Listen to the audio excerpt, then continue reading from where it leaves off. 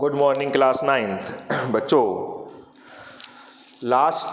इससे पहले जो हमारा लेक्चर आया था एटम्स एंड मॉलिक्यूल्स का लेक्चर 1, उसमें मैंने आपको केमिकल फार्मूला बनाना सिखाए थे, मॉलिक्यूलर मास निकालना सिखाया था, कुछ एलिमेंट्स के सिंबल बताए थे।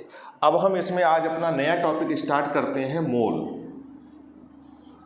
क्वेश्चन ये है बच्चों, मोल क्या होता है?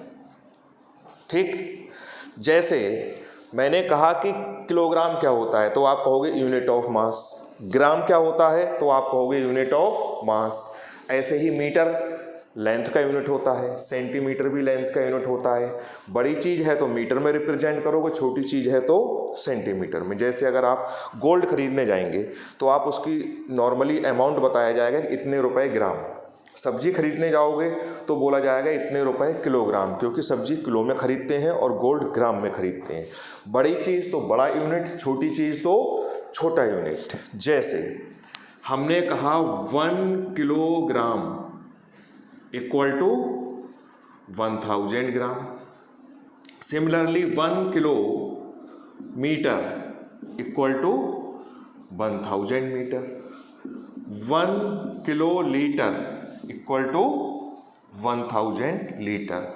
यानी किलो रिप्रेजेंट कर रहा है 1000 को, किलो रिप्रेजेंट कर रहा है 1000 को। ऐसे ही लिखते ना 2020 तो 2K20 यानी 2020 के रिप्रेजेंट करता है 1000 को।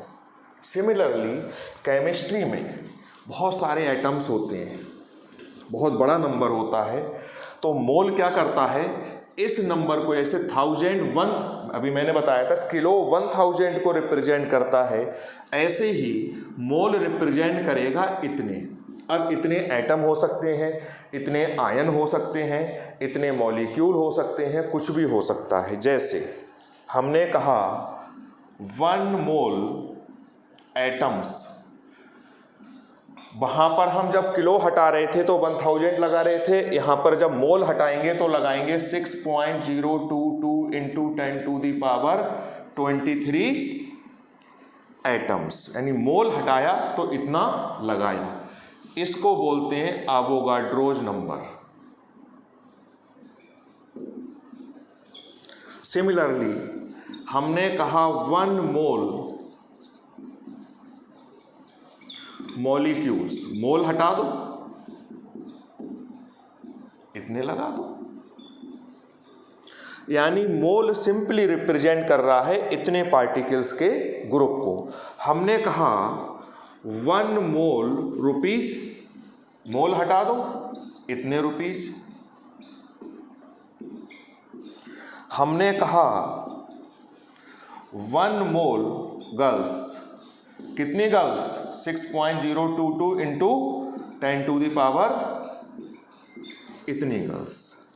तो मोल क्या है? Mole is an unit to represent a group of 6.022 into 10⁻23 particles. इतने पार्टिकल्स के ग्रुप को रिप्रेजेंट करने का जो यूनिट है उसको हम बोलते हैं mole. Clear? Mole is an unit to represent a group of 6.022 into 10⁻23 particles। मैं डेफिनेशन लिख दे रहा हूं, लिखना कि आप अपने आप लिख लो, मैं डिक्टेट कर दे रहा हूं। लिखिए, mole, mole is an unit to represent a group of 6.022 into 10⁻23 particles. Okay, अब कैसे कैलकुलेट करते हैं? Number of moles mass in gram upon atomic mass, number of moles of atoms. अगर आप एटम्स के मोल निकाल रहे हो तो एटॉमिक मास आएगा, number of moles of molecules mass in gram upon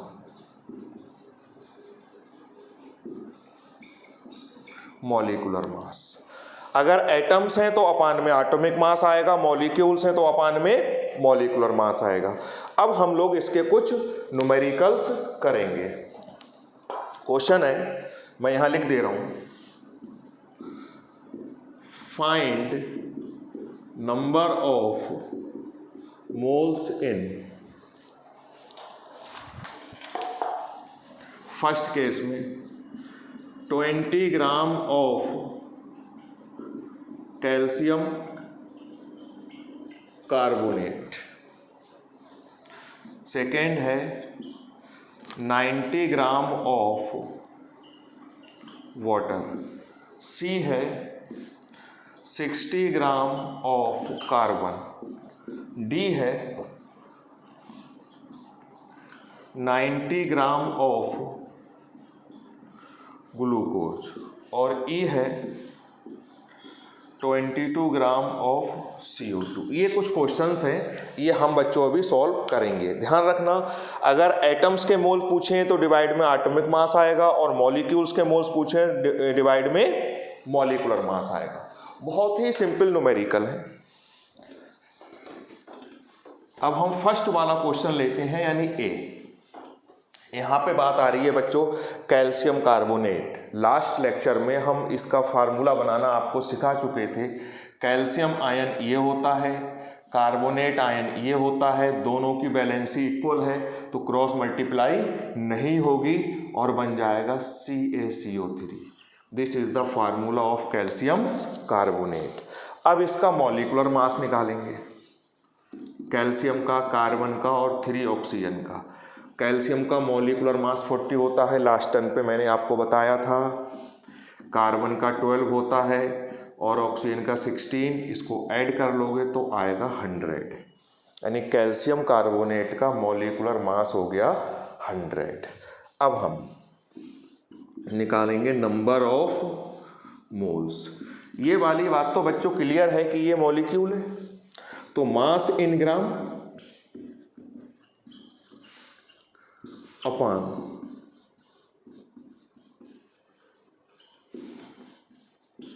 molecular mass. कितने ग्राम है? 20 ग्राम। और मॉलिक्यूलर मास है 100.2, इतने मोल। ये आंसर हो गया। सिंपल सा क्वेश्चन था, क्लियर। अब सेकेंड वाला आप देखिए, इतने ग्राम ऑफ वाटर। वाटर का फार्मूला हमको पता है, ये वाला नोट कर लीजिए बच्चों, मैं थोड़ा सा टाइम दे रहा हूं।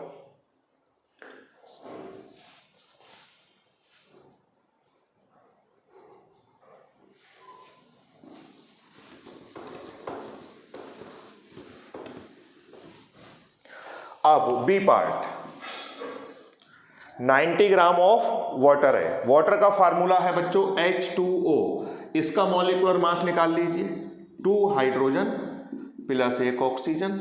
हाइड्रोजन का 1 होता है, ऑक्सीजन का 16, तो ये आ गया 80। पूछे हैं number of moles, mass in gram.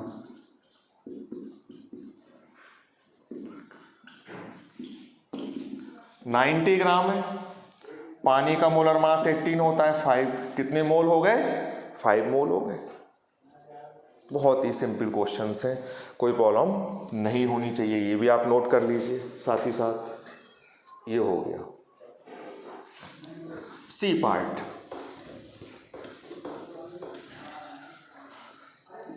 $60 gram of carbon, carbon atom है।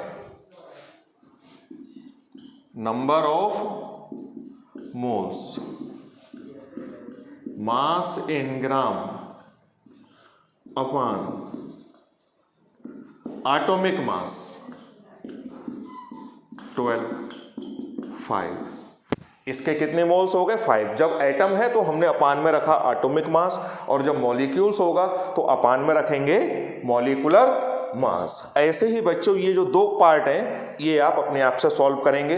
इसका आंसर आएगा 0.5 मोल, मैं लिख दे रहा हूं। इसका आंसर भी आएगा 0.5 मोल।